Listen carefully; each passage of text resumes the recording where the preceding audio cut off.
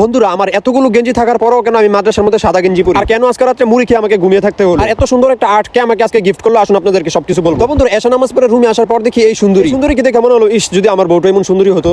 যাই হোক বন্ধুরা, এগুলো কোনো ব্যাপার না, মানিয়ে নিলে জীবন সুন্দর। তো বন্ধুরা আমি বসে বসে একটু পড়তেছিলাম, হঠাৎ দেখি জামিলার বিপদে জিল্লু কিভাবে আগে আসে। বন্ধুরা জামিলা দুষ্টামি করতে গিয়ে বক্সের ভিতর পড়ে গেছে, আর দেখেন জিল্লু কিভাবে তাকে উঠানোর চেষ্টা করতেছে। তাদের এই ভালোবাসা দেখে এক পর্যায়ে মনে হলো, ইস এই ছোট বিড়ালগুলো একটা প্রেমিকা পেয়ে গেল, আর আমি পারলাম না। খুব কষ্ট যে বলো শোনা গো আমার। যাই হোক বন্ধুরা, এগুলো কোনো ব্যাপার না, কারণ আমি এখনো ছোট মানুষ।